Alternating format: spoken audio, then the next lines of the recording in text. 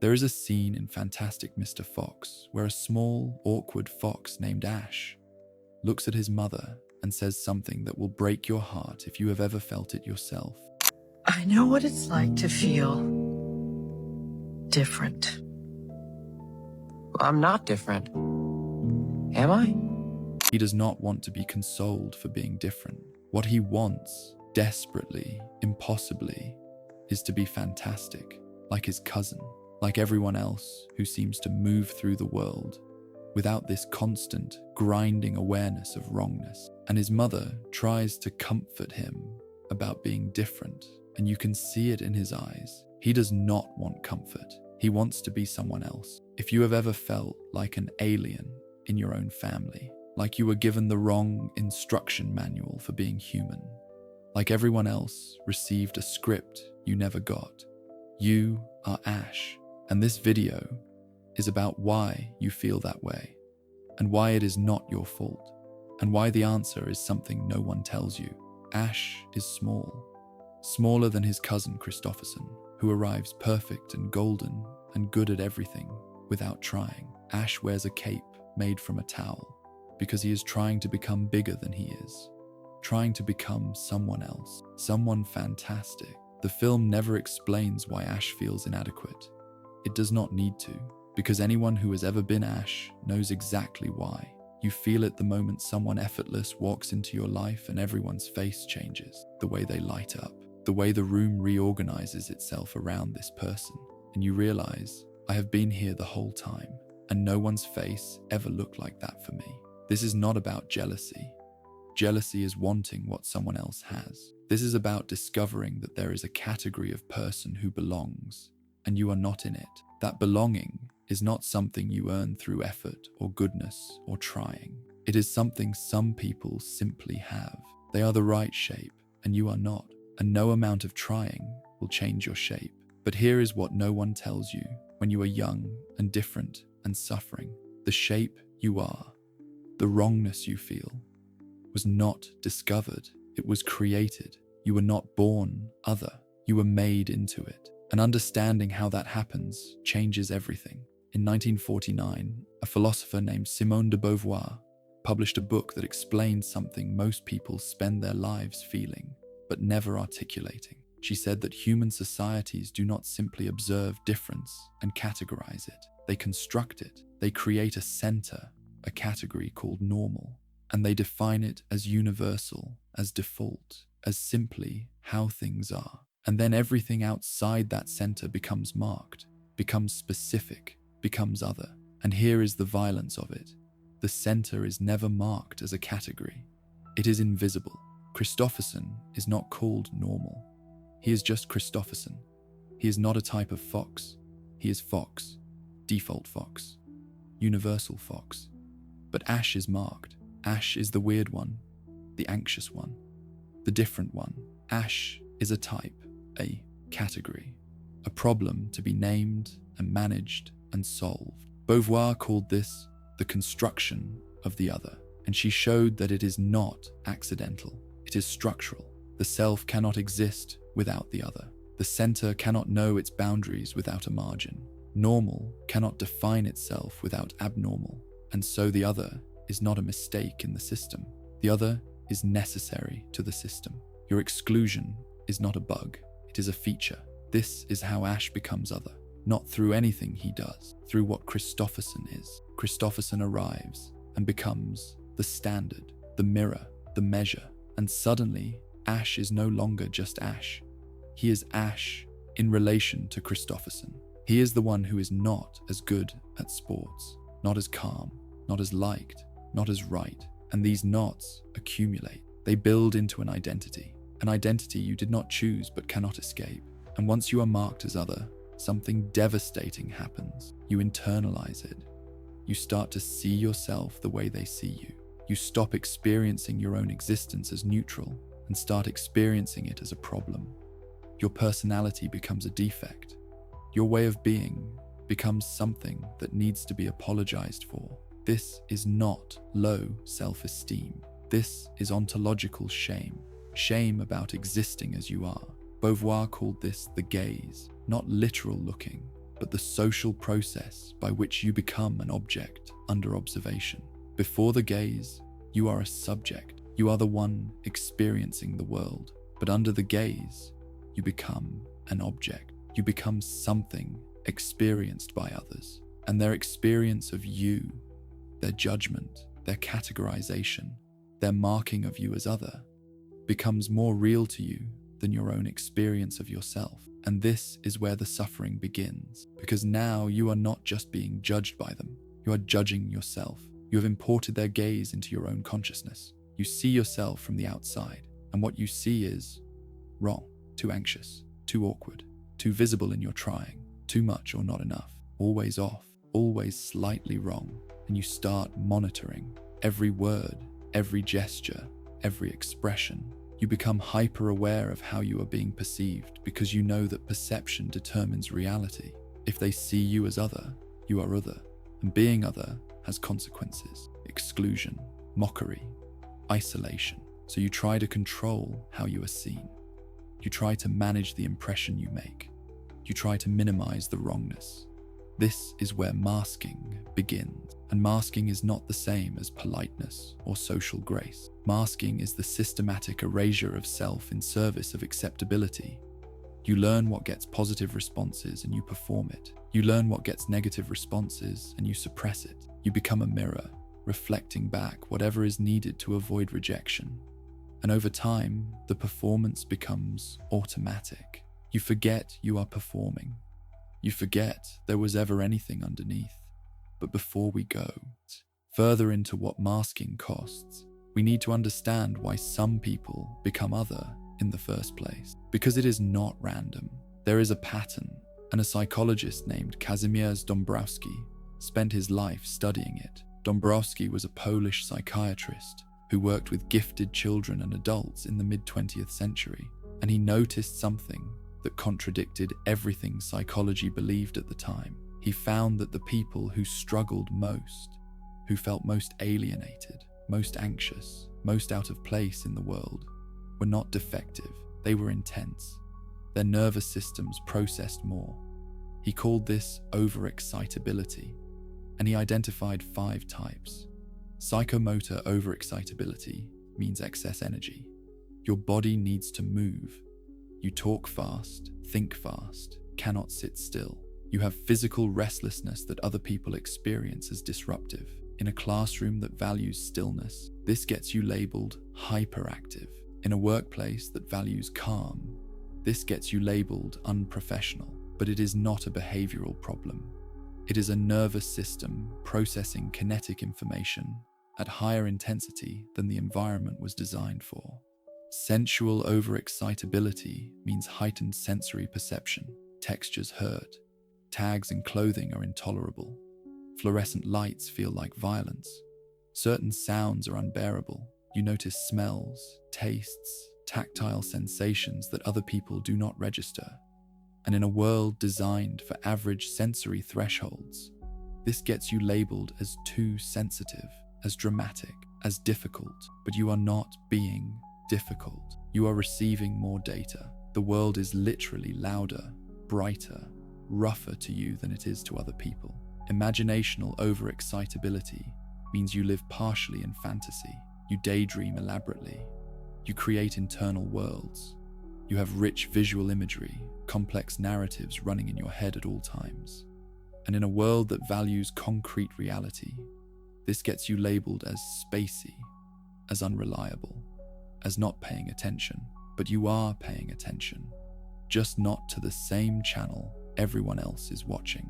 Intellectual overexcitability means you need to understand. You ask questions constantly. You cannot let problems go until they make sense. You get obsessed with ideas, pursue them relentlessly, need to know why, need to see the structure, need to grasp the system. And in a social world that values harmony over truth, this gets you labeled as argumentative, as exhausting, as caring more about being right than about people. But you are not trying to dominate. You are trying to understand. And understanding, for you, is not optional. It is a need as fundamental as breathing. Emotional overexcitability means you feel everything at higher amplitude. Joy is not just happiness, it is euphoria, ecstasy, a bodily sensation of expansion.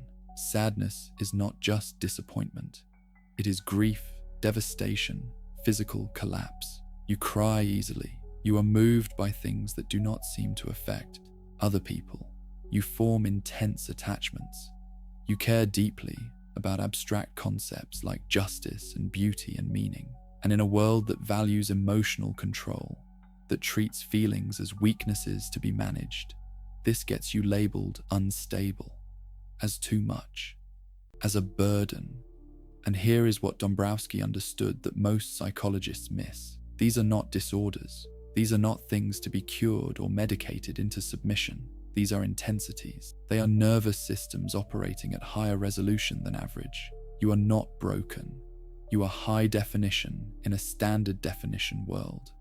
And the friction you feel, the constant sense that you do not fit, that you are too much, that you are exhausting people just by being yourself, that friction is not because you are defective, it is because you are incompatible. And incompatibility, when you are the minority, looks exactly like defect, because the world was not built for your resolution. It was built for average. And average means most people process less intensely than you do. They do not notice what you notice. They do not feel what you feel. They do not need what you need. And so, when you react to things they do not react to, when you are overwhelmed by environments they find comfortable, when you need depth and complexity and meaning in places where they are content with surface, they do not think, this person processes differently. They think, this person is broken. And you start to believe them, because how could all of them be wrong and only you be right? How could the entire world be miscalibrated and only you be correctly tuned? The math does not work. So you accept the diagnosis. You decide you are the problem, and you start trying to fix yourself. You start trying to process at their resolution, to dull your intensity, to become average. This is what Ash does. He tries to be good at sports, tries to be calm, tries to be effortlessly competent like Christopherson, and he fails at all of it. Of course he fails, because he is not trying to develop a skill, he is trying to change his operating system. And you cannot downgrade your nervous system through willpower. You can only suppress it, and suppression is not peace. It is violence you do to yourself, so the world does not have to. But there is another layer to why being different feels unbearable, and it was described by a British philosopher named Colin Wilson in a book called The Outsider, published in 1956. Wilson was interested in a specific type of person, the person who cannot take the world at face value, who sees through the social scripts and cannot unsee them, who is awake in a world of sleepwalkers. Most people, Wilson argued, move through life in a kind of trance. They accept the rules of the game without questioning them. They believe that the rituals of normal life, the small talk, the career advancement, the accumulation of status, the performance of contentment, they believe these things matter in some fundamental way, not because they have examined them and decided they matter, because everyone else is doing them, and doing what everyone else does feels natural, feels like just how life is lived. But the outsider cannot do this. The outsider sees the game as a game, sees the rituals as constructed, sees the performance as performance. And once you see that, you cannot unsee it. You cannot go back to playing the game earnestly. You cannot pretend the scripts are natural, when you can see very clearly that they are arbitrary conventions that could be otherwise. And this is not a philosophical position. This is not something the outsider chooses. It is something that happens to them. A veil lifts, and what was solid becomes transparent, and you see the machinery underneath. You see that normal life is a shared fiction that only works if no one acknowledges it is fiction, and your inability to participate in that fiction, your inability to forget that it is constructed, that makes you impossible, because you are not just refusing to play, you are reminding everyone else that they are playing. Your very existence breaks the spell, and people need the spell. They need to believe that their lives make sense, that the things they are doing matter, that the game is real, and you simply by being unable to pretend, threaten that belief. This is why the outsider is always alienated, not because they think they are better than everyone else, though they are often accused of this, but because they cannot participate in the shared trance. They cannot fake enthusiasm for things that seem meaningless to them. They cannot pretend to care about things they do not care about. They cannot perform the scripts convincingly. And in a social world built entirely on script performance, this inability is a kind of disability. Ash is an outsider. You can see it in the film. His family is playing at being civilized. They wear clothes, live in a house, follow rules, but they are wild animals. And Ash cannot forget this. He sees the wildness beneath the performance. He cannot pretend the way his father pretends. He cannot be effortlessly respectable the way Christopherson is respectable, because Christopherson believes in the performance, or at least he never questions it. But Ash questions everything. He is awake, and being awake makes him wrong. There is a useful comparison here.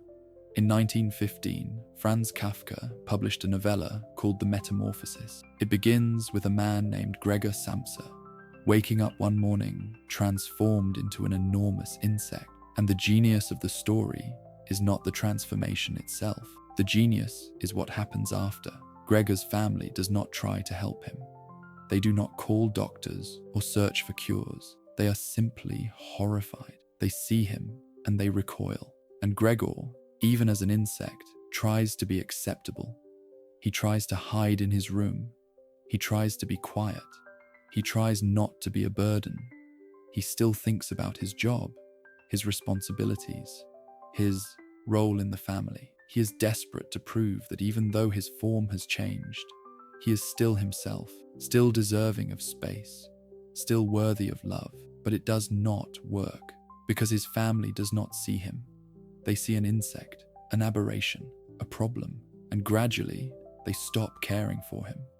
They stop feeding him regularly. They start storing junk in his room. They forget he is there, and eventually Gregor understands. He is not a son who turned into an insect. He is an insect. That is all he will ever be to them now, not because of anything he did, because of what he became. And so he stops eating, stops trying, and he dies, alone, in a room full of garbage. And his family's response is relief. They are free of the burden. They can go back to normal. And they do, immediately. They go out for a walk, make plans, talk about the future. And Gregor is already forgotten. This is the nightmare of otherness in its most extreme form. Not just being different, being so fundamentally outside the category of acceptable that your existence becomes unbearable to witness. And the horror is not that you are killed. The horror is that you internalize the verdict. You start to see yourself as the burden they see you as. You start to agree that maybe it would be better if you did not exist, not because you want to die, because you are exhausted from trying to justify taking up space. Ash is not an insect, but he is Gregor. He is the one trying desperately to prove he is acceptable, despite being the wrong shape. He trains. He tries to be athletic. He tries to impress his father. He tries to make his cousin like him. And every attempt fails. And every failure confirms what he already suspects. I am the problem. I am the defect. I am the thing that does not belong. And this is where we arrive at the cost. The cost of being other is not just social rejection. It is the systematic dismantling of the self in an attempt to become acceptable. It is masking, and masking is not a metaphor.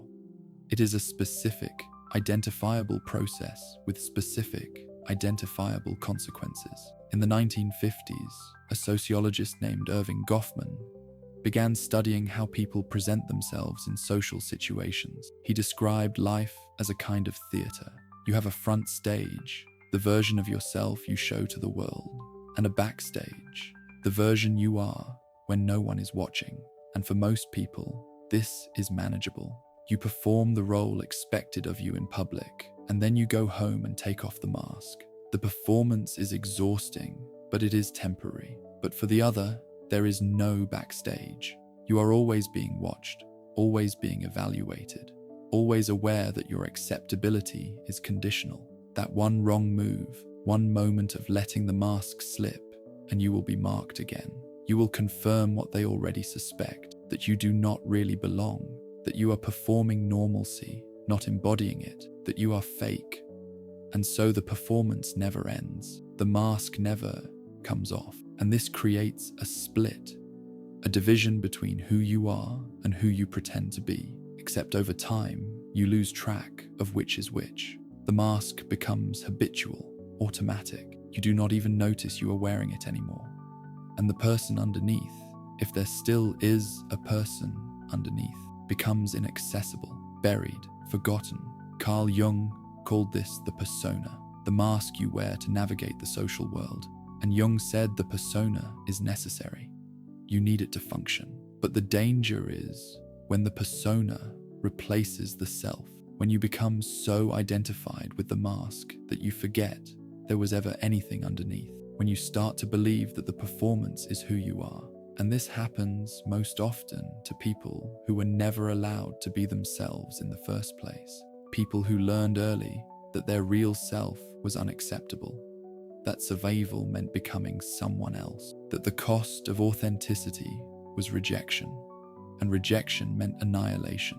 So they built the mask young, and they built it well, and they wore it for so long that removing it became unthinkable. Because what if there is nothing underneath? What if the mask is all there is? The exhaustion of masking is not physical, it is existential. It is the exhaustion of maintaining a performance every waking moment, of monitoring every word, every gesture, every expression, of never being able to relax into being, of existing as a problem that must be constantly managed. And this exhaustion accumulates. It does not go away when you sleep. It is there when you wake up.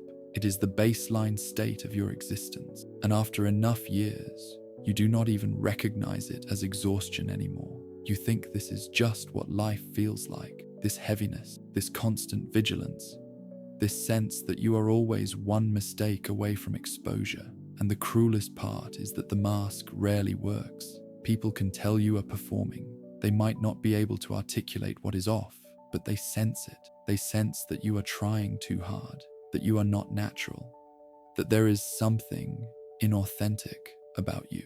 And this confirms their initial suspicion. You do not belong. You are other. You are pretending to be one of us, and we can tell. So you try harder.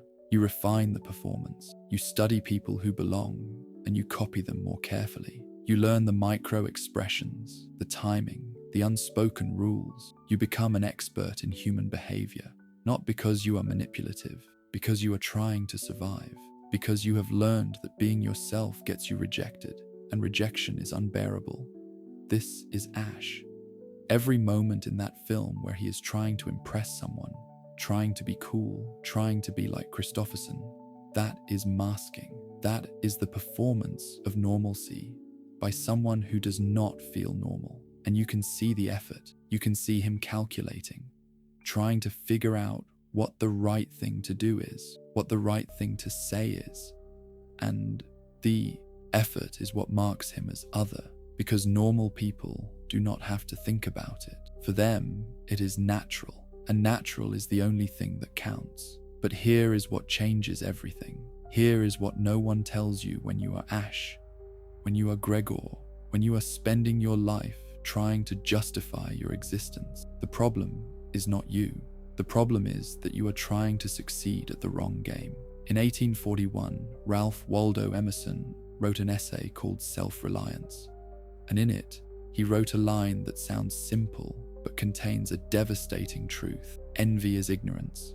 Imitation is suicide. What he meant is this: when you look at someone else and wish you were them, you are operating from ignorance. You are comparing your internal experience, which is messy and doubtful and full of anxiety, to their external presentation, which is polished and confident and complete. You are comparing your chapter 1 to their chapter 20. You do not see their struggle. You do not see their doubt. You only see the finished product, and you mistakenly believe that they have something you lack, that they possess some essential quality of humanness that you were denied. But Emerson says that is ignorance, because what you are seeing is not essence, it is context. They fit their environment. Their shape matches the space they occupy. But that does not mean their shape is the right shape universally. It just means they are in the right place for their shape. An imitation is suicide, because when you try to become them, you kill yourself. You murder your own possibility in service of becoming a mediocre copy of someone else. You spend your entire life trying to be good at being them, and you never discover what you could have been good at being yourself. This is what Ash discovers, and this is where the film becomes something more than a story about a weird kid. It becomes a diagnostic of how function and context relate. There is a moment late in the film where Ash's father and the other adult foxes are trapped, and they need someone small enough to fit through a narrow passage, and none of the adults can do it. Christopherson is captured. The only one who can do it is Ash, the small, anxious, inadequate Ash. And he does it. He succeeds, not despite being small, because he is small. His size, which has been his defining inadequacy throughout the film, turns out to be exactly what is needed. And this is not a narrative trick. This is how function works. There is no such thing as a universal defect. There are only traits that are functional or dysfunctional, depending on context. Ash is too small to be a good athlete in the context his family values, but he is exactly the right size for the situation that actually matters. His difference, which has been framed his entire life as inadequacy, turns out to be capability in a different frame. And this reframe is everything, because most people spend their entire lives trying to fix their defects, trying to become normal, trying to smooth out the differences that make them other. But what if the differences are not defects? What if they are just features looking for the right context? What if you are not broken, but misplaced? Dąbrowski understood this. He argued that overexcitability is not pathology. It is potential. The people who feel most intensely are the people capable of the most growth, the most complexity, the most depth, but only if they survive. Only if they do not spend their lives trying to dull themselves into average. Only if they find or create contexts where intensity is valued instead of pathologized. This is what Beauvoir meant when she talked about refusing the construction. You cannot stop being seen as other by the systems that constructed you as other. Those systems need you to be other. They need the boundary. They need the margin to define their center. So trying to become acceptable to them is a losing game. The goal is not to reach the center. The goal is to stop orienting yourself toward the center at all. The goal is to build a different axis, to find or create contexts where your shape is the right shape, where your overexcitability is not a burden, but a gift, where your inability to sleepwalk through the social scripts is not a disability, but a clarity, where your strangeness is not something to be hidden, but something to be inhabited. And this is not a fantasy. These contexts exist. There are places, literal and metaphorical, where the others gather, where the people who could not fit into the mainstream find each other, where difference is not deficiency, but diversity, where you do not have to explain yourself because everyone there already understands. But you will not find these places while you are masking. You will not find them while you are performing normalcy, because the signal you are sending is, I am normal, and normal people are everywhere.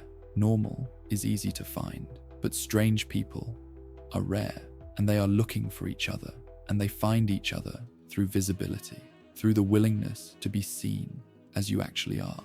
This is the paradox. You mask to avoid rejection, but masking guarantees isolation, because you are hiding the very thing that would allow the right people to recognize you. You are hiding your strangeness, and your strangeness is the signal. It is the beacon that says to other strange people, I am here, I am like you, you are not alone.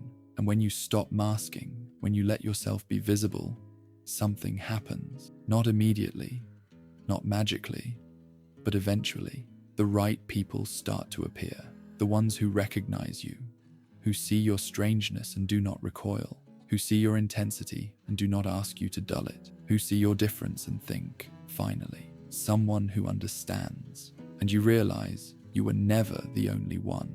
You were just isolated. The system worked very hard to keep you isolated, because isolated others are manageable. They think they are alone. They think they are the problem. They spend their energy trying to fix themselves instead of questioning the system.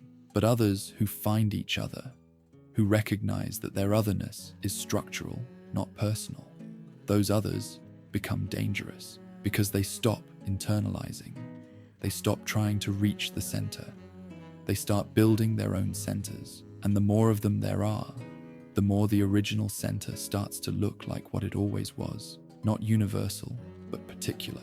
Not natural, but constructed. Not inevitable, but chosen. Beauvoir understood this. She said the other, once aware of being constructed as other, can refuse the construction, can reject the categories, can say, I see what you are doing. I see that you need me to be other so you can be self. I see that my exclusion is necessary for your definition, and I refuse to play that role. I will exist on my own terms. And if that makes me unintelligible to you, that is not my problem anymore. This is not about self-esteem. This is about epistemological rebellion. It is about refusing the framework that marks you as deficient. It is about saying, your normal is not my aspiration. Your center is not my goal. I am not trying to reach you. I am building something else entirely. But even this comes with costs, because you still live in the world. You still have to navigate systems designed to exclude you. Refusing the gaze internally does not make the gaze disappear externally. It just changes your relationship to it. You stop internalizing it. You stop seeing yourself as the problem, but the world still sees you as the problem. And that has material consequences. You might not get the job. You might not get the promotion. You might not get invited to the gatherings. You might spend your life on the margins, watching the center from a distance, never quite touching it. And that is lonely. It is persistently, inescapably lonely. And understanding that the loneliness is structural does not make it hurt less. It just makes it make sense. But something else happens too. Something that makes the loneliness bearable. You stop feeling crazy. You stop thinking that maybe if you just tried harder, just performed better, just erased more of yourself, you would finally be acceptable. You understand that the problem was never you. The problem was the game, and you were never going to win the game because the game was rigged from the start. You were marked as other before you did anything. Your exclusion was structural, not personal. And this clarity, this understanding that your suffering has a source, a cause, a system behind it, this is not a consolation prize, but it is a kind of liberation, because now you can stop trying to fix yourself. You can stop apologizing for existing. You can stop monitoring every word and gesture and expression in hopes that maybe this time you will get it right and they will finally accept you. You can stop, and in stopping, in ceasing the performance, in letting the mask fall away, you discover something you did not know was still there. Yourself, not a fixed, eternal essence, not some authentic core that was waiting to be uncovered. Just the you that emerges when you stop trying to be someone else. The you that is strange and intense and overexcitable and wrong for most contexts, but maybe, possibly, right for some. And that you, that small, caped, anxious you, is not fantastic in the way Christopherson is fantastic. It is not effortless or graceful or universally admired, but it is real. And real, after a lifetime of performance, feels like oxygen, feels like rest, feels like finally being allowed to put down a weight you did not know you were carrying. This is what happens to Ash at the end of the film. He does not become Christopherson. He does not suddenly fit in. He does not transform into someone normal and accepted and easy. What happens is quieter and more radical. He stops wanting to be Christopherson. He saves the day by being exactly what he is. Small, quick, strange. And that success does not make him normal. It makes him necessary. It shows him that his shape, which has always been wrong for the context he was forced into, is right for other contexts, contexts that matter. And this is the turn. This is the thing that changes, not him. His understanding. He stops seeing his difference as a problem to be solved and starts seeing it as information. Information about where he does not belong. And by extension, information about where he might. The question is no longer, how do I become acceptable? The question becomes, where is acceptable not the goal? Where is strange valued? Where is intense necessary? Where is other just another word for perspective?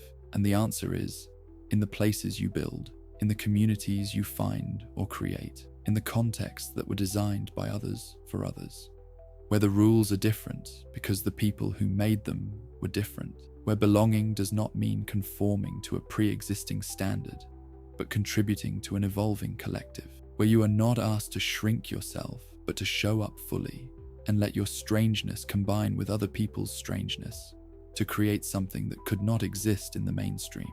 These places are not utopias.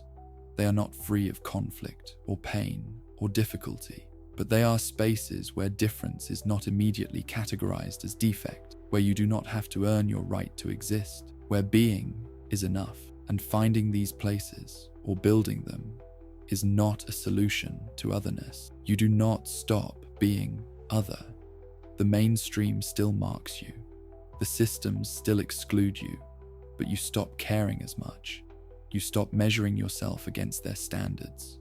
You stop defining success as being accepted by people who are never going to accept you. You build a different metric, a metric based on contribution, connection, creation, a metric where your strangeness is an asset. And here is the thing, no one tells you. There are more of us than you think. The center is smaller than it appears. Most people are strange in some way. Most people feel other in some context. But the system relies on us not knowing this. It relies on our isolation, on each of us thinking we are alone. We are the only one. We are the defect, but we are not. We are the majority pretending to be the minority. We are the margin that is actually larger than the center.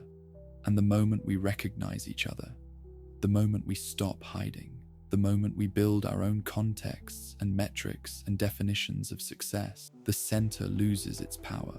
Not because we destroy it, because we stop needing it. This is the knowledge Ash gains, not through revelation, but through exhaustion. He tries so hard to be Christopherson, and he fails, and he fails, and he fails. And eventually, he is too tired to keep trying. And in that tiredness, in that surrender, he stops performing. He stops trying to be someone else. And what emerges is just Ash. Small, weird, cape-wearing Ash. And that Ash, when the context is right, when the situation demands exactly what he is, turns out to be exactly enough. Not because he became better, because he stopped trying to be different. He accepted his difference, not with pride or celebration, just with exhaustion, with the quiet recognition that he does not have the energy to be anyone else anymore. And in that acceptance, he finds something he was not looking for: function. His difference, which has always been framed as inadequacy, reveals itself as specificity. He is not good at everything. He is very good at specific things. And those specific things, in the right moment, are what matter. And this is the answer to the question he asked his mother. Am I different? Yes, you are different. You will always be different. The world is not going to change its shape to fit you. You are not going to wake up one day and suddenly be Christopherson.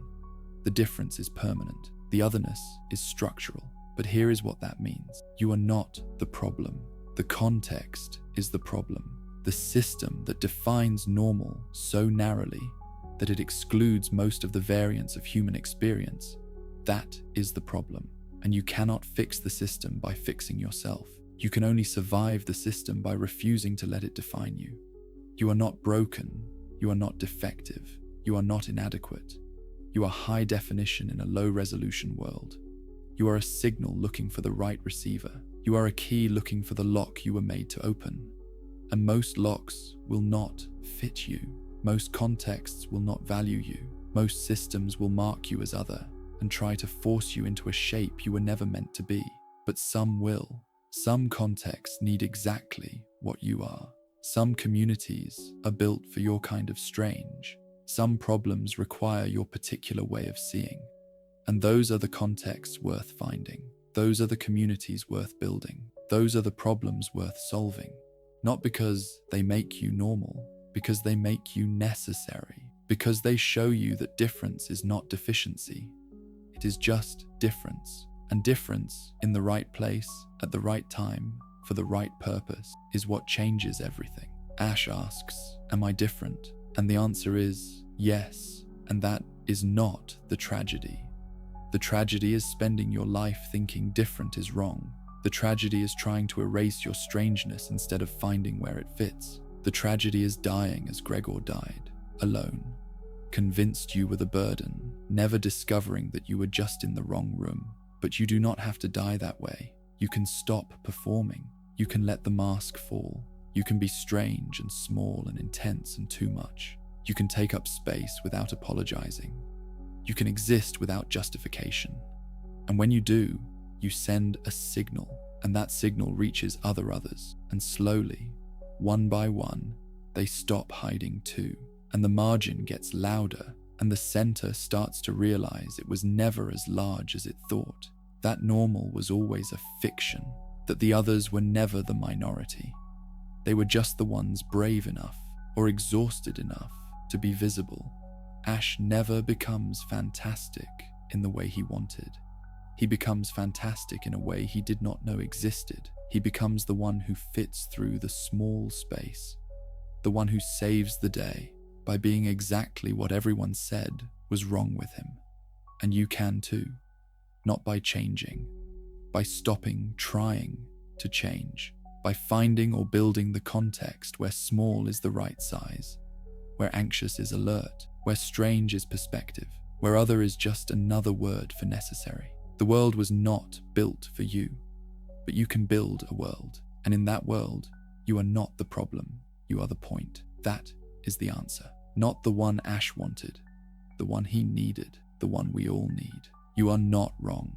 The game is wrong, and you were never meant to win it. You were meant to build a different game entirely, and when you do, when you finally stop trying to belong to a world that was not made for you, and start building a world that is, that is when you discover what fantastic actually means. Not effortless, not universally admired, not normal, just necessary, just real, just you, and you, exactly as you are enough.